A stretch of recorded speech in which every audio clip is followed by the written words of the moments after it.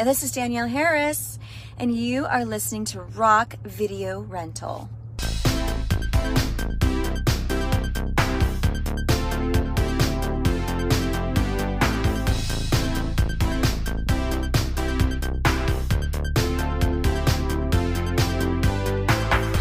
What's going on, everybody? Welcome to Rock Video Rental. We are continuing on with our Halloween marathon, and we are at Halloween 2007. It's directed by Rob Zombie, Mr. Robert Zombie.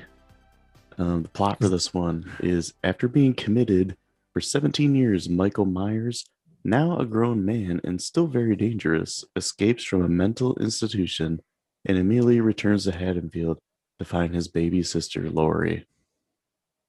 Cast for this, we got Scout Taylor Compton as Lori, Tyler Main as grown Michael Myers, Malcolm McDowell as Dr. Loomis, Brad Dourif as Sheriff Brackett, Sherry Moon Zombie, of course, because she's in all Rob Zombie's movies, as Deborah Myers, Dag Fersch, I'm going to say. I don't know, it's Swedish. He's young Michael. And Danielle Harris returns to the series as Annie Brackett this time. I just want to go back to that plot and say that only covers half the movie. Because the first half... A young boy. Because the first half of this movie is like the longest first half of a movie ever. Pretty much. Yeah, Michael, a young boy with a boo-boo face. Boo-boo, me boo. Pretty much.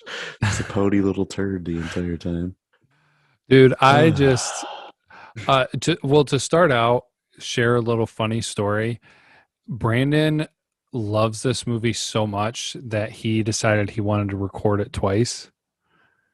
I hate your face.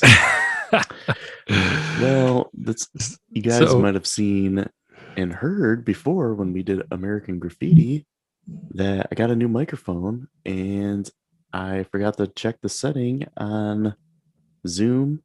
So it was just set up with the microphone that is in my iMac, which is about 4 feet away from me.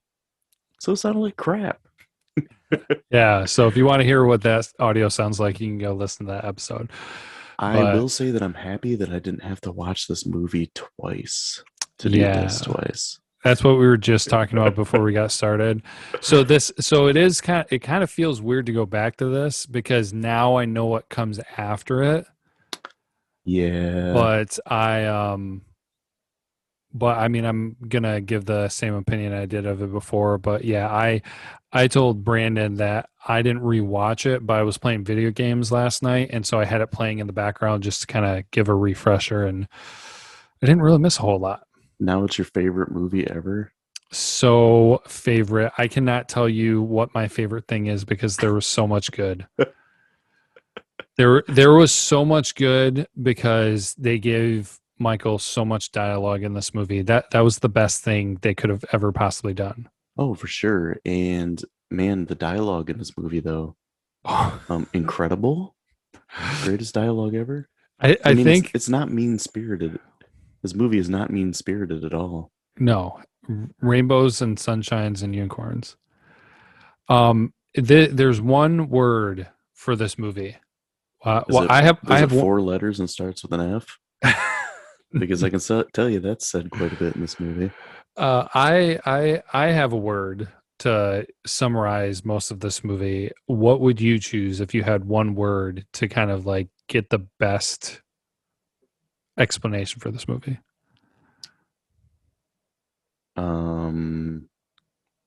Bad. I was gonna go with excessive. Yeah, that I would say that. Excess. Yeah. So quite a lot of excessive everywhere. Oh yeah. Excessive language, excessive violence, excessive, backstory that was unnecessary, excessive mean-spiritedness. Yeah.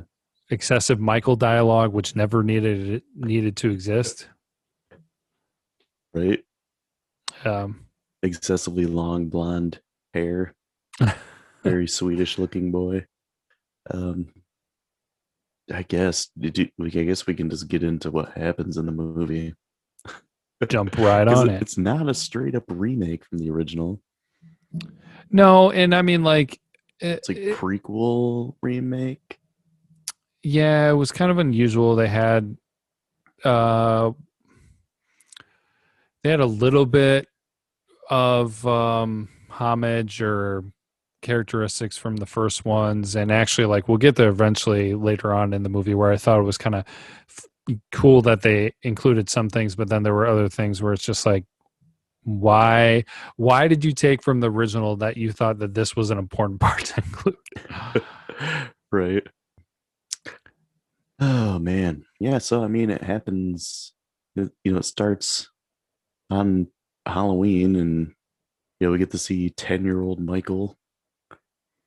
Um and he's got, of course, he has a rough house where his mom is a stripper, and uh his mom's boyfriend, or like his father-in-law, or his Step father figure, or or stepdad, maybe, but I think something. Yeah, not boyfriend. father-in-law. Why am I saying father-in-law? I meant stepdad. He's not 10 and married, okay? Father of the bride. What? But yeah, he's like a piece of crap. To say it So lightly, yeah.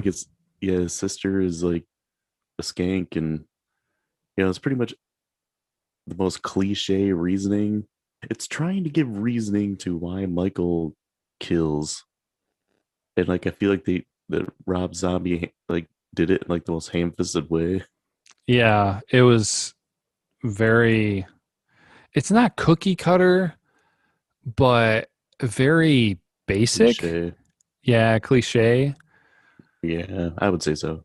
Because yeah, definitely that was one thing that was a strength of the first one, where it was just like there was no backstory, no explanation. Michael just went crazy, and that was it. Yeah. And you kind of see it like slowly coming, because he's got like a gerbil or a hamster or something like that he kills. That's how they all And start. yeah, he's got psychopathic tendencies. And it goes on to like he murders a school bully. Hmm. Like he beats him with a tree branch. And he screams while he's doing it. That Yeah. that was like one of the most messed up parts about it too. Um, was just like, okay, he has dialogue, and then when he does his killing, he like freaks out where he's like psycho about it. Hmm. Original Michael, real Michael. Actually, I kind of want to say it that way. Real Michael has no thoughts or feelings, or he just does. He just kills. Yeah, this Michael, he's like, Boo boo bee boo. yeah, almost Michael. To quote Dr. Evil, he's the margarine of Michael. Should we call The him Diet Coke of Michael. 1 calorie, not quite Michael enough. Should we call him Mikkel? Just just because he's not quite Michael. Mikhail. Miguel Myers. Mikey. Oh, Mike. gosh. I was good to you, Mikey. Yeah, we'll get to that. So this leads up to just like the original movie, he kills his sister. This time he kills his sister's boyfriend, and he kills his stepdad, mom's boyfriend, whatever. Mm-hmm. And then that sends him to Smith's Grove Institution, where he spends time with Dr. Loomis.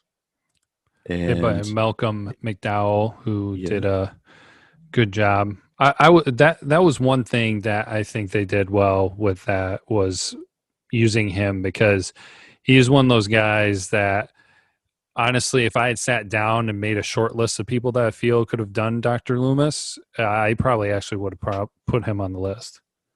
Oh yeah, for sure. He's like really the bright spot of this movie. The sparkle on the That turd. I'll say to Brad Dourif as Sheriff Brackett, but I mean we'll get there. Yeah. And especially in the second Rob Zombie one. I don't know what you're talking about. I haven't Because seen we that one haven't yet. watched it because we've gone Back to the Future. Um, Do-do-do-do. which is another movie I'd like to watch other than this. Oh gosh. So, he's in the institution, he's dealing with Dr. Loomis. Dr. Loomis actually talks with this Michael, this version of Michael, up to a certain amount of time, and then he just stops talking. Um, Michael's shown like in a cell as an adult. He keeps making masks, and he doesn't speak to anyone. Oh, actually, Uh, that was an important thing. Is that he used the Michael mask when he was a kid. yeah, He had a clown mask, but then it was his sister's boyfriend that had the Michael mask for Halloween, and so that's when Michael picked it up and used it when he was a kid. And so it seemed to me that when he was older and making his own masks, he kept trying to essentially recreate the Michael mask with his paper mache or whatever he was using. rock. Yeah, that's like it's one of those things. It's why did this mask exist? Yeah. And like, well, because like in the original, it was a William Shatner mask with the sideburns torn off and is opening up a little bit and spray painted white. Yeah. But yeah, who knows? But now, like, Michael's enormous and he's living in this asylum, and pretty much everybody that he comes in contact with are just like pieces of crap, except for Danny Trejo's character, who's Ishmael. Is that what his name was? Yeah, I think so. Yeah, yeah. Ishmael Cruz. He kind of treats him right, gives him some respect, talks to him. Kind of. He just does nice things for him because he's just a good-hearted person. Um, I like to think that's how Danny Trejo is in real life. just a big cuddly teddy bear Yeah. with an awesome mustache. And an awesome So voice. yeah. So this, of course, Michael ends up breaking out, just like the original movie. Of course, he has to kill Danny Trejo's character, which was disappointing. But the real Michael would have done that, so I guess it kind of makes sense. But it was excessive. Yeah, for sure. That was the really crazy part because there were those two creep freak guys, security guard and his cousin or some nonsense, that were totally pieces of trash that Michael just killed, in seconds. And then he finds Danny's character and decides to like beat the crap out of him slowly before Shove his smashing. face into a sink and like almost drown him numerous times, and Yeah. smashes his head into a TV. Yeah. So Which that made me think of Nightmare on Elm Street 3, where Freddy turns into a TV and slams a girl's face into it and says, "Welcome to primetime, bitch." Wow. And again, another movie I'd rather watch than this. Wow. That I have no response to that. Yeah, we'll have to get to those movies sometime. But yeah, now it just becomes basically, this is where it kind of gets into remake territory, and Michael is on a mission to go back to his hometown, and then he starts killing again. And it's finally we meet the main character, which is Lori and her friends. And that just leads to Michael like terrorizing her and her friends, picking them off one by one until we finally get the showdown where Dr. Loomis goes and buys a gun. And as good as Malcolm McDowell is in this, watching it made me miss Donald Pleasance, just because I love how frantic and crazy he is in these movies. I shot him 6 times. Michael, just constantly screaming Michael, or kidnapping children and telling Michael to chase him. Yeah. Oh gosh. And then it seems like the end of the movie, all Lori does is scream for like 35 minutes. And I will say like the end chase and everything was pretty decent. I like the idea of her going up in the ceiling and Michael trying to get her. That was kind of cool. Mhm. Um, man, other than that, that's Well, I thought pretty much it. it was weird when they were upstairs. She had Loomis's gun and she starts raising it to shoot Michael. And Michael has like a pipe or a board or something. And he drops it and chooses to football tackle her through the door onto the balcony, off of the balcony, down to the ground instead of like hitting her with the weapon he had. Yeah. And that just ends with her being on top of him, um, Shooting and him pulling supposedly the in the gun up. face. Michael grabs her arm and the gun's fired and she like screams, Yeah. of course. And it's they did the kind of cliche thing of for horror movies, especially well, I mean it's been the thing for a long time. But I feel like especially more modern horror movies do this, but you think it's over, but it's not over. Hmm. Because I thought a good ending was going to be when she was in the pool, the empty pool. Michael came in, Loomis comes to the rescue, shoots Michael a bunch of times, and then they get out of the pool. I thought Loomis was going to look back in the pool and Michael was going to be gone. So it was going to end kind of like the original movie.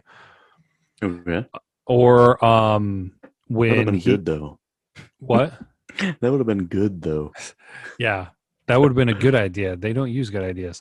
Um, the other thing was when they were getting in the police car before Michael came back. I thought he was going to maybe look up and see Michael standing there, and then Michael kind of disappears.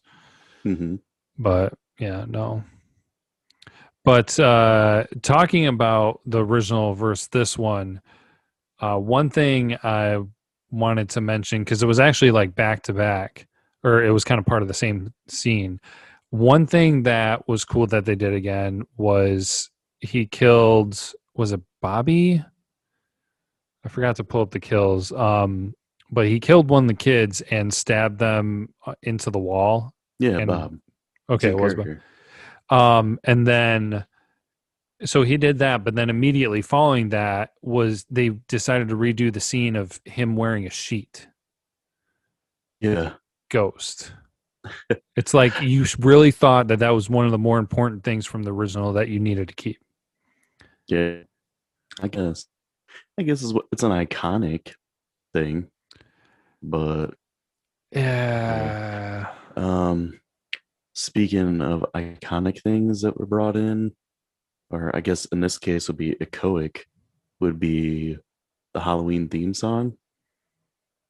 It's used in this. Mm-hmm. Sometimes it's used a little too much and inopportune like moments that just don't make sense. There's a part where young Michael and his mom are meeting with a guidance counselor in school, and Michael like storms out and he awkwardly runs away and they play the Halloween theme. Doop, doop, doop, doop, doop, doop. Seeing this like goofy looking 10-year-old Swedish kid with long blonde hair running like all gangly and hearing do do do do do do do do do do do do like doesn't seem to fit. Yeah. Like, okay.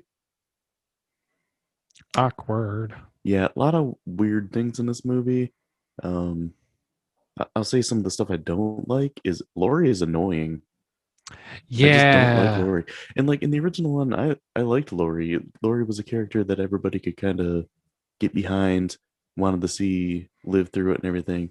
I don't know if it's so much like the writing of it or Jamie Lee Curtis being Laurie in the original. I don't I I kind of believe it's more towards the writing because I don't know. In the first one, Laurie was kind of like the girl next door, smart, resourceful, still attractive, but not like promiscuous or anything, Mm-hmm. or like dirty minded or anything like that. where this one's like Scandalous. making like sex jokes and she's just kind of annoying. I don't. It's hard to explain, hard to put your finger on, but she's a little irritating. Yeah. And the whole like, at the end of the first one, um, Lori was terrified and rightfully so, but at the same time, she didn't feel almost helpless. Hmm. Where this Lori just kind of feels helpless and like, oh my god, running away, and like I said, she screams for literally like at least like 25-30 minutes of the movie. Like that's one thing that really stuck out to me. Like when I watched this again a couple of years ago, I was like, oh my gosh, like how much does she scream in this movie? And I feel like it's even longer in the unrated version. It's just like, oh, we cut out another 5 minutes of Lori screaming for the theatrical cut. It was just yeah, and like in the original one, Lori screams, and I mean Jamie Lee Curtis has got that um Iconic. classic, like Yeah. yeah, iconic scream. But I don't know, the characters are so different, and you got behind the original Lori, but this one just leaves a little more on the table. Like I just wanted more from it. Well, this Halloween suffers from a lot of what more modern horror movies deal with, where they don't have a good, positive, or relatable character that you want to see live. Yes, And she definitely. and Lori was so much that when Jamie Lee Curtis played the role. And with this one, I do agree with you. I believe it's the writing. I don't necessarily think that's what the actress did with the part. I think it's more how they wrote the character, and it just didn't really like. I don't know if Rob Zombie was going more for real life. I mean, there are good people out there though, like people that you don't want to see get stabbed by Michael Myers. Right? So, Really, the only like relatable character that you wanted to see live was Ishmael, and they yeah. killed him off in the first, you know, 20 minutes of the movie, Hmm. half hour, probably first half hour of the movie. Yeah, like even his mom when he was a kid was, not the greatest mom. Yeah. So, yeah, there was really nobody that you felt a strong connection with, where when they died or were almost being killed, you were just like, no, don't do it. Yeah. And I mean, it really comes down to Rob Zombie cannot write dialogue. I feel like some of the choices for, you know, how a scene is set up, even some pacing stuff, I feel like he does a decent job at. Um, but dialogue, like, come on, man. Like they just say some of the most disgusting stuff, and it's like I can't think about what to put in here. We'll just throw the F word in there a couple times, Yeah. like see if that works. Yep. When all else fails, just throw the F word in there and move on to the next scene. The F word, and then like a character says something sexual. That was pretty much his dialogue in all of his movies. Um, yeah, it's you want me to get in like the kill count? Yeah, let's I go ahead usually and do move into that. that. So there's 20 kills in this movie. We get Wesley the bully gets beaten down with a branch. Ronnie, who is the mom's boyfriend, he gets his throat slit. Steve, who is Judith's boyfriend, gets his head beat in with a baseball bat. Judith, of course, gets stabbed, just like in the original. Then we get Nurse Wynn, who gets stabbed with a fork. That is in a flashback scene. Deborah Myers, who is Michael's mom, she shoots herself.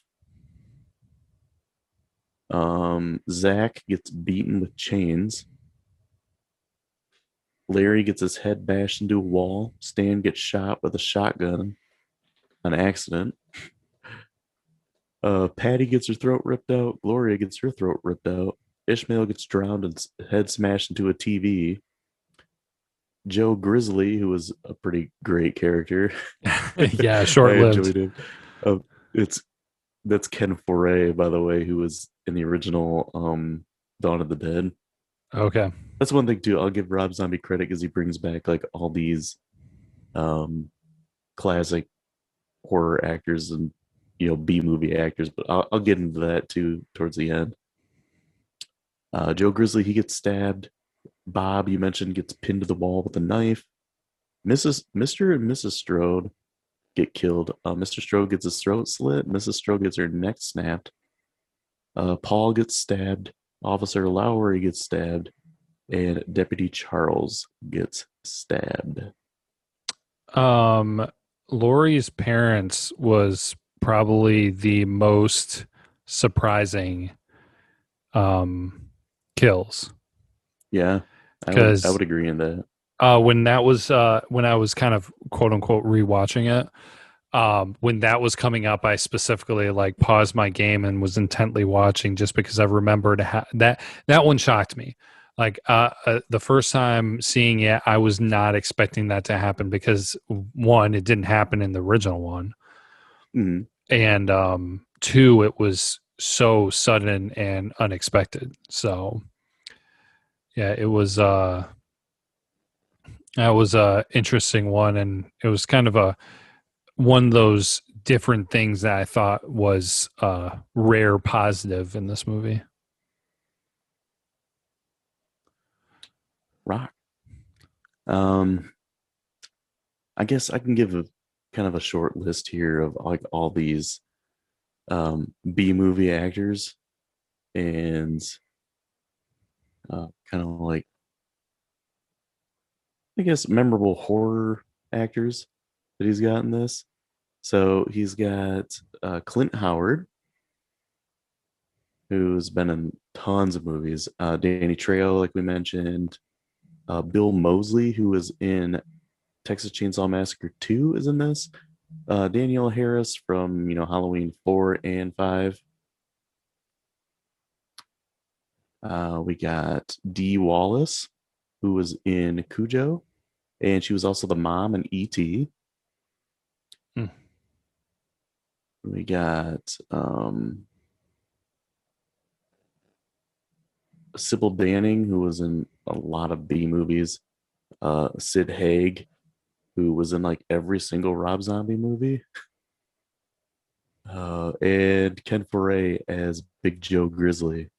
And Ken Foray is not in there that long, but he's just out there like batting 100 or batting 1,000. I mean, he just like steals every scene, that he's in. Just for like that one long sequence, your eyes are on him the whole time because he's I don't know, just so great as that character. And it's such an interesting character to begin with. Like the Yeah. crazy haircut, big, loud, kind of arrogant guy, but at the same time, like he's a big dude and you wouldn't want to mess with him. Yeah. And I just love the part where he's trying to take a dump and Michael's like pounding on the door. And he's like, maybe you didn't hear me. And he opens up the door and he's like, I'm Joe Grizzly, bitch. It just makes me laugh. It's like, oh man, is he gonna like fight here with Michael? Michael pretty much dominates him because Michael's so dang big. Yeah. Yeah, that's kind of like the short list in this one. There's some in the second one as well. You want me to get into trivia? Dude, you want to hear something a little crazy here that I just found out? Yeah, what's up? Hannah Hall, who played Judith Myers, Yeah. she was young Jenny from Jenny. Forrest Gump. Yeah.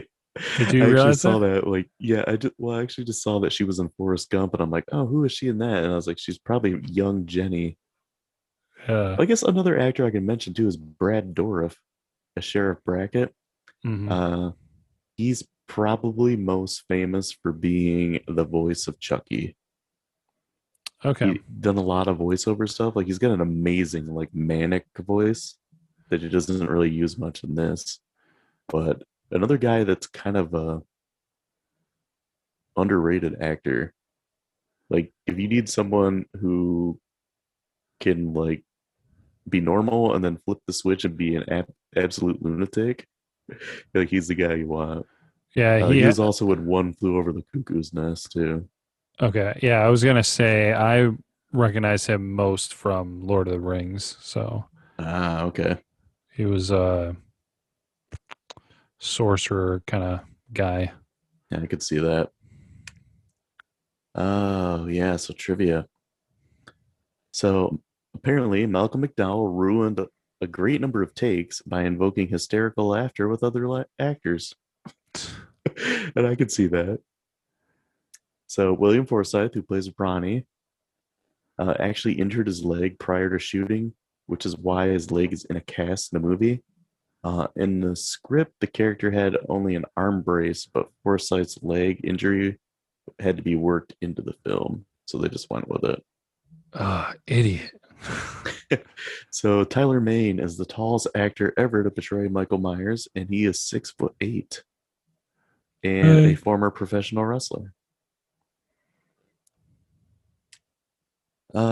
So Emma Stone originally auditioned for the role of Laurie, which, as good of an actress as Emma Stone is, I don't think she would have been a good Laurie because I think she's too attractive.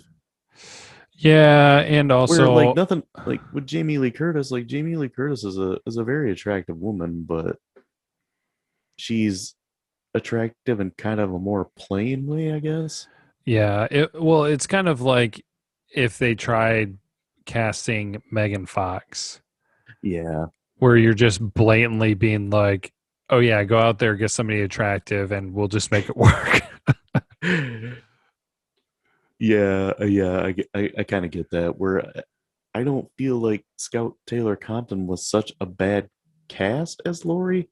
I think she was just written poorly Yeah, no, because she's an attractive woman, but she's not like more sexualized like Emma Stone kind of is, yeah, if that makes sense.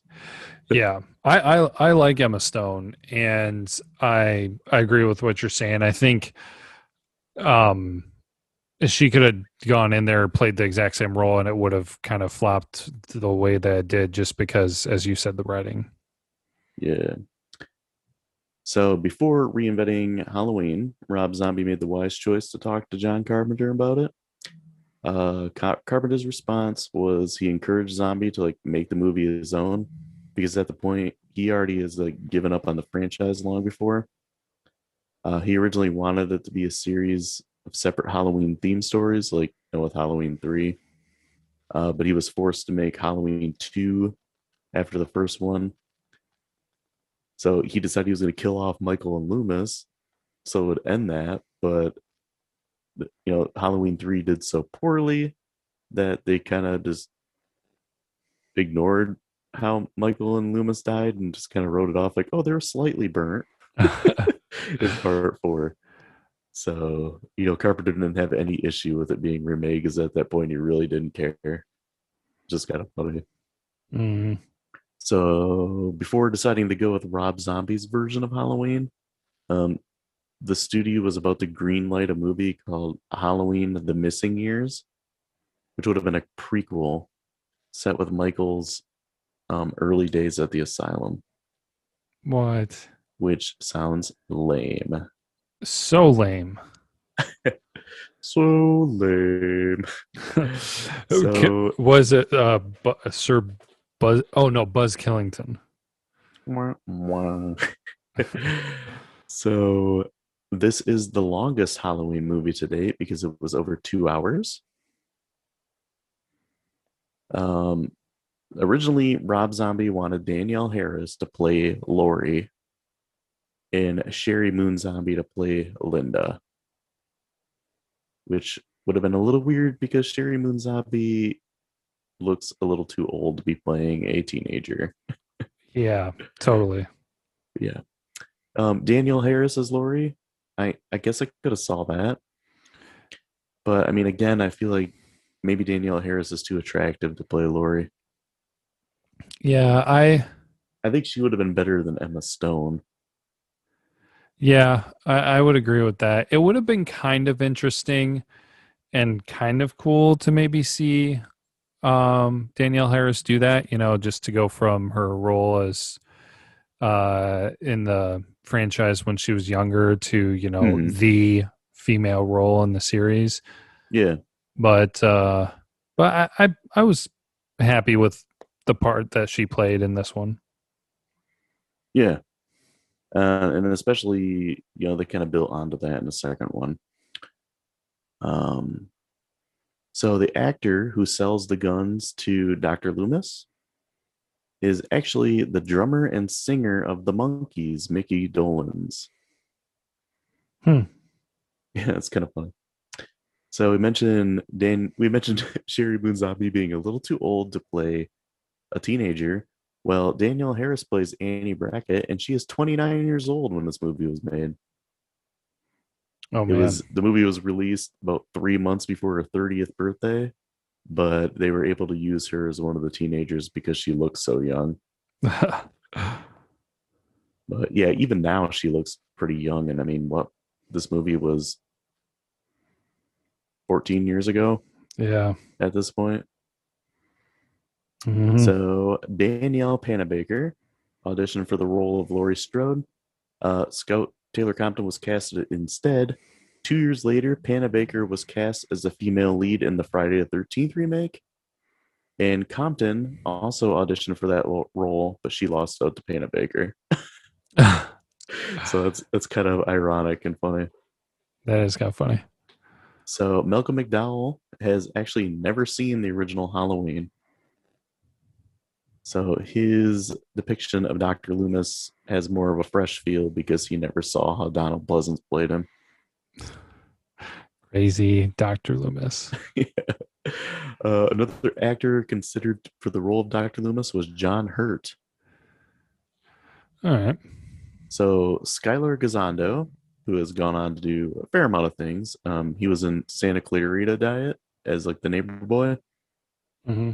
He auditioned to play 10-year-old Michael, but he lost out on that. But he was casted as Tommy Doyle in this one, which I didn't even realize until we watched it this year that was Skylar Gazondo. Hmm. So Lori doesn't appear in the movie until 52 minutes in. And then again, That's she basically screams for like 35 minutes. she finally appears and then she screams for the rest of the movie. So Rob Zombie's amazing dialogue contains the F word 96 times, I which am not sounds like a shocked. lot, but like movies like The Big Lebowski have like over 200 times. But it just seems like, I guess it just seems a little more excessive in this movie because of how it's used. Yeah, Or in probably. The Big Lebowski, like the dude just kind of throws it out and like random dialogue. Last thing I got is this movie cost $15 million and it made $80 million. And I remember it being kind of a big deal back in the day. So not surprised. Back in the day. Yeah. So grades. Do you want to go first? Do you want me to go? Am I guessing the Oh, God, we always skip over that. Like, what is wrong with us? Anyway, what's wrong with me? Yeah, I was gonna So say, dude, IMDb, I'm ready for it. I hate you, Sean. You're not my real dad. You don't know So nothing about anything. IMDb, Rotten Tomatoes. What do you got for those? Let's go IMDb 5.7. Close, a 6.1. Okay. There's critic and audience score for Rotten Tomatoes. Critic, give me 47. 27. Oh man, dang it. I always forget how harsh they can be sometimes. Then audience 55. Close, 59. Okay. Okay, now do you want to give yours? Or you want me to go? Sure, I can give mine. Um, Mine has not changed from watching this twice. Um, I I gave it a 2 out of 5 because it was watchable. And there were some elements that had positive parts to them. I mentioned a couple things. It was basically just like if they could get rid of the first half of this movie, Hmm. I feel like I would probably take it from a 2 to a 3, maybe 3.5, if they got rid of the first half of the movie. Yeah. Like just start where he is in this mental hospital and isn't saying anything, and then I feel like you've got a lot better movie. Yeah, I think, just like the original one, if you just showed him killing his sister, Yeah. I mean, like, heck, I would be okay if they just kind of explained it. And you know how some movies do an intro where there's a narrator, or they show like newspaper clippings or some news yeah. report or something. They could have done that, and it would have been like, okay. Yeah, there is a newspaper clipping in one of the Halloween movies, and it says something like local tot kills sister. The local tot Michael's Tots, is Scott's tots. Scott's Tots, Scott's Tots. He killed his sister because he was so upset that Michael Scott wasn't gonna pay for his college. Oh But my he did gosh. give him a laptop battery. That's what he killed his sister with, was the laptop battery. Oh gosh. Dude, how funny would that be if somebody made horror movie spoofs off of like popular TV shows? Like an That'd be instance like great. that. Like somebody's just one of those kids just snapped and then went on a killing spree. Oh man. I'd buy that for $1. See, RoboCop, another movie I'd rather watch than this. Oh, dude, I can't think of too many movies you could name that you would not want to watch I can. Rob more than Zombie's this. Halloween 2. Don't give it away, man. Come on. People need something to look forward to. Right. Oh gosh. I guess I can give mine now. Rock. Um, yeah, this isn't a movie I really enjoy. There's a few things that it has going for it. Um, I guess I like how physical Michael is in some points. I don't like how sometimes he grunts, and like when he was a kid, he would like yell and scream. Uh, Malcolm McDowell as Dr. Loomis was pretty cool. He's not as good as Donald Pleasance, but I felt like he did a really good job for such like an iconic character. I enjoyed seeing Danielle Harris come back and play such a different character from what she did, as a kid. That was kind of cool. The soundtrack is pretty good, but I kind of, you know, I like classic rock, and there's like Kiss and stuff in there, and like I like Kiss a lot, so that's kind of cool. I don't know if some of it works. Like the whole "Love Hurts" thing is kind of confusing. Like why they chose that Super song. weird.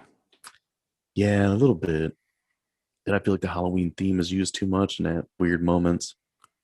Um, but yeah, all in all, it's not really a movie I enjoy. Back when I first saw it, I thought it was decent. But the more that I've seen all the other movies in the series, this movie is just kind of annoying, and it hasn't aged very well. I mean, it's really a product of the mid 2000s, and Mm. I don't know. People hate on the Friday the 13th remake so much that came out 2 years after this, and I can watch that probably 5 times before I'd watch this. Oh yeah, that one is far and above beyond this. Yeah, I totally agree. So I mean, long story short, I gotta stick with my 1.5 out of 5 that I gave it the first time in the lost episode of Rock Video Rental.